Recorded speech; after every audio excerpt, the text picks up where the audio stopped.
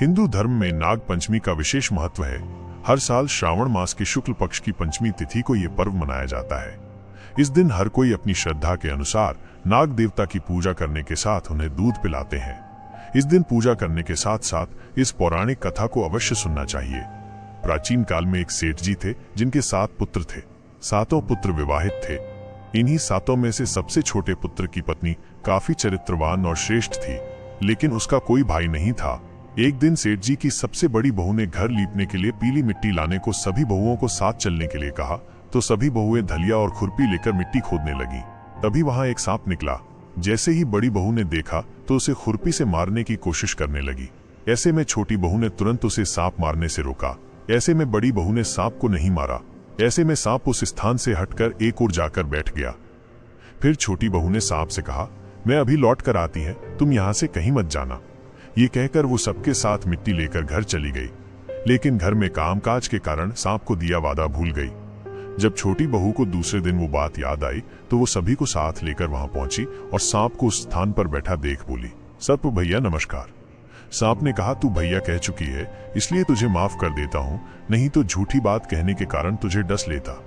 वो बोली, भैया मुझसे भूल हो गई, क्षमा मांगती हूँ। सांप बोला, अच्छा तू आज से मेरी बहन हुई और मैं तेरा भाई, तुझे जो मांगना हो मांग ले।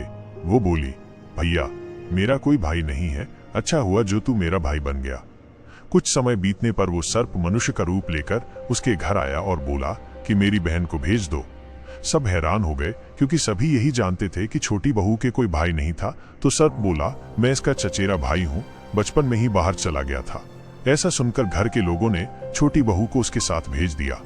उसने मार्ग में बताया कि मैं वही सर्प हूँ, इसलिए तू डरना नहीं और जहाँ चलने में कठिनाई हो वहाँ मेरी पूंछ पकड़ लेना। छोटी बहू उसके कहे अनुसार उसके घर पहुँच गई। वहाँ के धन ऐश्वर्य को देखकर वो चकित हो गई। एक दिन सर्प की माता ने उससे कहा, मैं एक काम से बाहर जा रही हूँ, तो अपने भाई को ठंडा दूध पिला देना।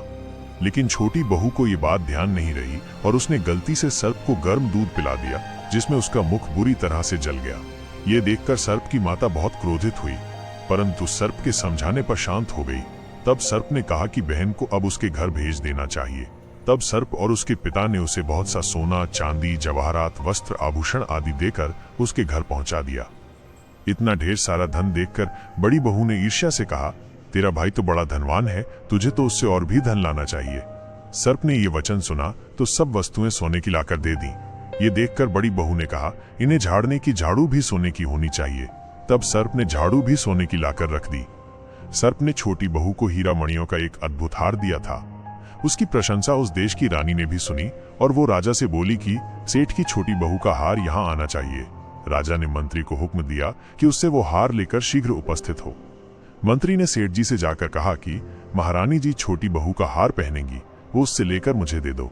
सेठ जी ने डर के कारण छोटी बहू से हार मंगा कर दे दिया। छोटी बहू को ये बात बहुत बुरी लगी, को याद किया और आने पर प्रार्थना की, भैया रानी ने हार छीन लिया है, तुम कुछ ऐसा करो कि जब वो हार उसके गले में रहे तब तक के लिए सर्प बन जाए और जब वो मुझे लौटा दे तब हीरों और मणियों का हो जाए। सर्प ने ठीक वैसा ही किया। जैसे ही रानी ने हार पहना वैसे ही वो सर्प बन गया। ये देखकर रानी चीख पड़ी और रोने लगी। ये देख राजा ने सेठ के पास खबर भेजी कि छोटी बहू को तुरंत भेजो। सेठ जी डर गए कि राजा न जाने क्या करेगा। वे स्वयं छोटी बहू को साथ लेकर उपस्थित हुए। राजा ने छोटी बहू से पूछा, तूने क्या जादू किया है, मैं तुझे दंड दूंगा। छोटी बहू बोली, राजन धृष्टता क्षमा कीजिए, ये हार ही ऐसा है कि मेरे गले में हीरों और मणियों का रहता है और दूसरे के गले में सर्प बन जाता है। ये सुनकर राजा ने वो सर्प बना हार उसे देकर कहा, अभी पहन कर दिखाओ। छोटी बहू ने जैसे ही उसे पहना वैसे ही हीरो मणियों का हो गया। ये देखकर राजा को विश्वास हो गया और उसने प्रसन्न होकर उसे ढेर सारी मुद्राएं पुरस्कार में दी। छोटी बहू घर लौट आई। उसके धन को देखकर बड़ी बहू ने ईर्ष्या के कारण उसके पति को सिखाया कि छोटी बहू के पास कहीं से धन आया है। ये सुनकर उसके पति ने अपनी पत्नी से पूछा कि सही बता, ये धन तुझे कौन देता है। तब उसने सर्प को याद किया। बहन को मुश्किल में फंसता देख उसी समय सर्प वहां प्रकट हुआ और कहने लगा, जो मेरी बहन के आचरण पर संदेह करेगा तो मैं उसे खा लूंगा। ये सुनकर छोटी बहू का पति प्रसन्न हुआ और उसने सर्प देवता का सत्कार किया। ऐसी मान्यता है कि उसी दिन से नाग पंचमी का त्योहार मनाया जाने लगा और स्त्रियां सर्प को भाई मानकर उसकी पूजा करती हैं।